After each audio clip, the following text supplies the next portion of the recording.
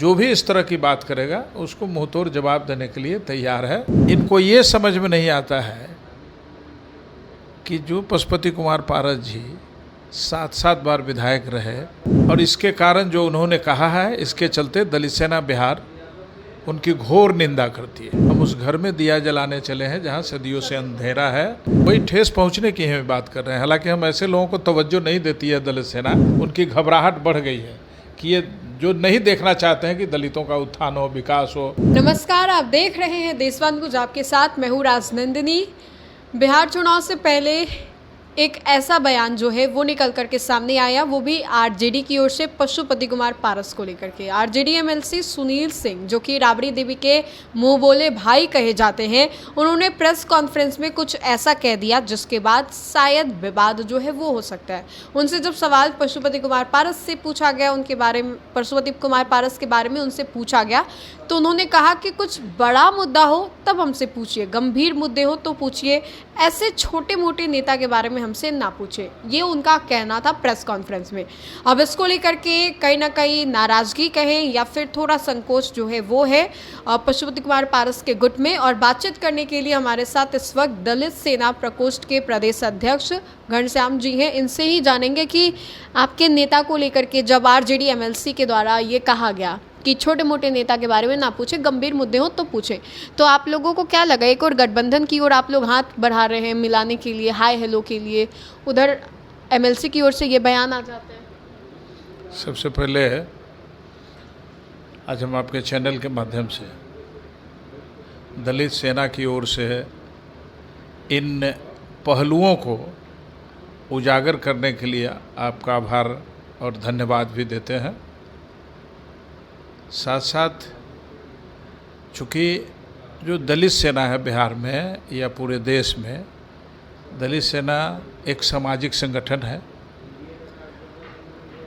और सामाजिक संगठन अपने नेता, जिसके राष्ट्रीय अध्यक्ष पशुपति कुमार पारस जी हैं, भारत सरकार के पूर्व केंद्रीय मंत्री, और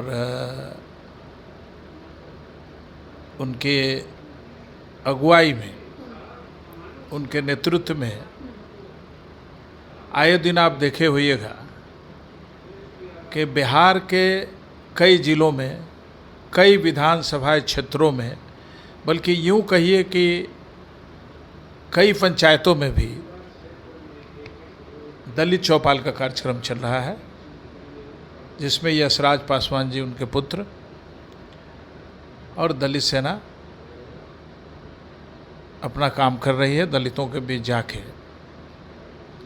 हमको जो लगता है, ये जो वैसे लोग जिनको हम सिरफिरे कह सकते हैं,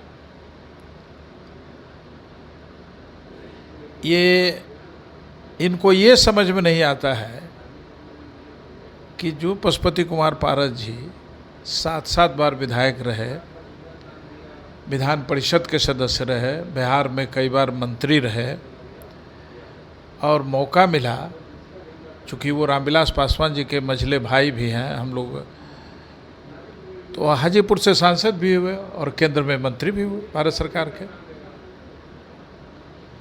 तो वो आकलन शायद लेने में उनको दिक्कत हो गई, और इसके कारण जो उन्होंने कहा है, इसके चलते दलित सेना बिहार उनकी घोर निंदा करती है।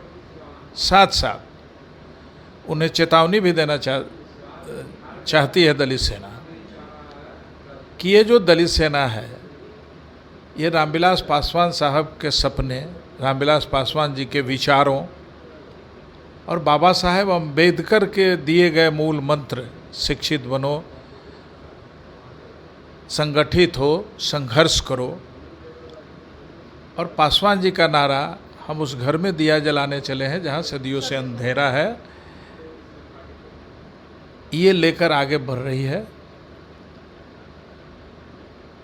और इसमें खलल डालने के लिए, खलल इस मामले में हम कर रहे हैं आपको कि हम आपको बता दें कि 20 में ये 2013 और 14 की बात है। 13 में इसी तरह लालू जी की विचारधारा और रामविलास पासवान जी की विचारधारा दोनों मिलकर साथ काम कर रही थी, तो कुछ इसी तरह के जमात के लोग इसमें अरंगा डाल दिए। और अरंगा डाले तो आप देखे होइएगा जो 2014 का एनडीए जब आई तो आज तक हम लोग बिहार के राजनीति में भी और देश के राजनीति में भी काबिज नहीं हो पाए। तो आप लोगों के दिलों को ठेस पहुंचा है? जी जी, वही ठेस पहुंचने की हम बात कर रहे हैं। हालांकि हम ऐसे लोगों को तवज्जो नहीं देती है दलित सेना। दलित सेना अपने आप में, आप तो जानते हैं कि बिहार में 22% आबादी है दलितों की, और बिना दलित के किसी भी दल का हो, कोई हो, वो उसको सरकार बनाना बड़ी मुश्किल सी बात है, सहज बात नहीं है ये। यही कारण है। और दलित सेना, मैंने पहले भी आपको कहा कि ये सामाजिक संगठन है। सामाजिक संगठन अगर या तो हम सत्ता में रहें, सत्ता के बाहर रहें, कहीं भी रहें, लेकिन जो भी इस तरह की बात करेगा उसको मुंहतोड़ जवाब देने के लिए तैयार है।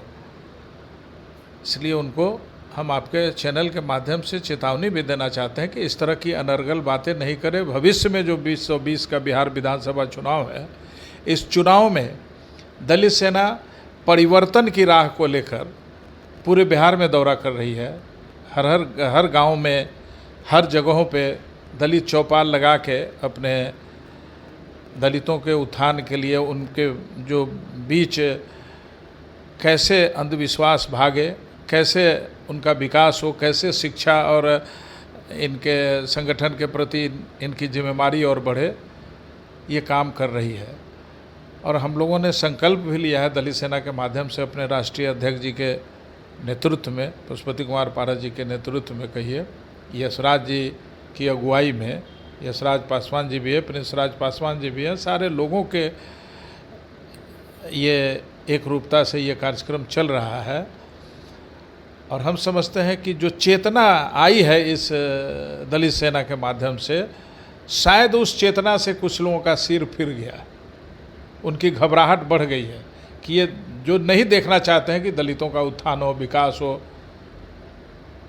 तो वैसे लोग अपने छोटेपन के बारे में ही दिखावा कर रहे हैं, जो कि खुद छोटा जो होता है वो दूसरे बड़े लोगों की इसी तरह की बात की सोचता है, जो गलत है।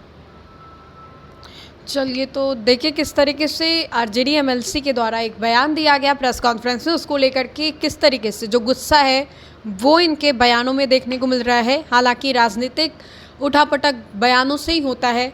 कोई सामने वाला जब बयान देता है तो उसको जवाब भी उसी अंदाज में दिया जाता है। तो आरएलजेपी के दलित सेना के प्रदेश अध्यक्ष ने क्या कुछ कहा, इसको लेकर के अपना स्टैंड इन्होंने क्या कुछ रखा, ये आपने सुना। तो फिलहाल के लिए इस खबर में इतना ही। सहयोगी मंटू के साथ राजनंदिनी, देशवान न्यूज़, पटना।